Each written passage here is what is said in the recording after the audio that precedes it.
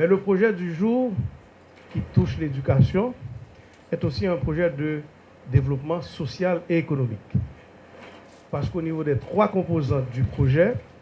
il s'agit non seulement d'appuyer la transformation du système éducatif en ce qui concerne une augmentation, un renforcement de l'accès de la qualité par la construction de centaines de salles de classe, pour un projet qui va toucher environ 300 000 élèves dans 2 départements, dans 2 régions du pays, le Grand Sud, suite à tous les désastres naturels, une zone très exposée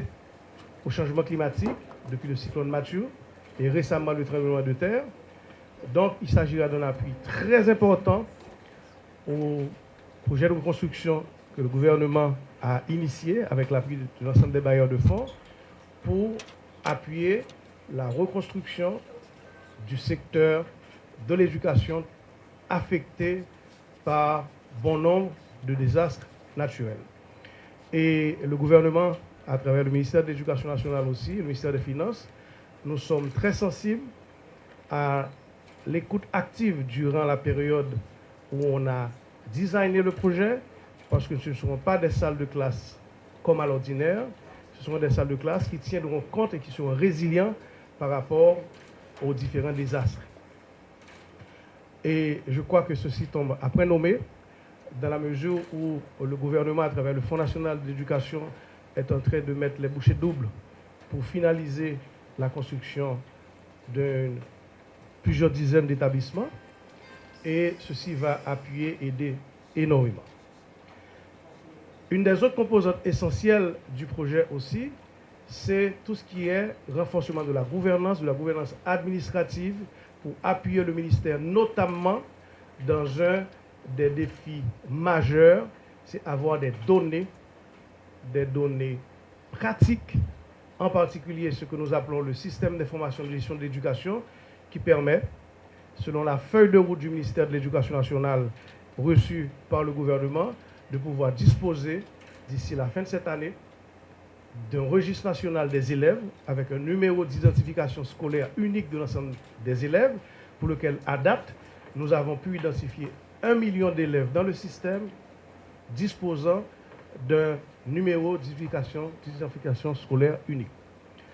C'est la même chose au niveau du registre national des enseignants, qui est aussi un projet très fort pour le ministère des Finances quand il s'agit de maîtriser la base des enseignants tant du secteur public que du secteur privé de l'éducation. C'est une avancée majeure. Donc c'est un support aussi pour ceci, sans compter le registre national des écoles. Mais ce projet aussi vise un des départements très importants, et le ministre des Finances en a parlé récemment, qui est important quand on parle du Grand Nord, le Nord et le Nord-Est, parce qu'il y a tout un volet qui concerne la formation technique et professionnelle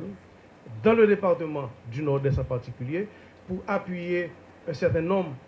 d'écoles professionnelles existantes avec des partenaires locaux du secteur privé, du secteur éducatif, et ce sera aussi une occasion pour que le ministère puisse avancer aussi avec ses projets de lycée technique agricole, puisqu'il y en aura un à Wanamet également, dont on a beaucoup discuté avec l'Union européenne. Donc, je dis, c'est bonne nouvelle ça, que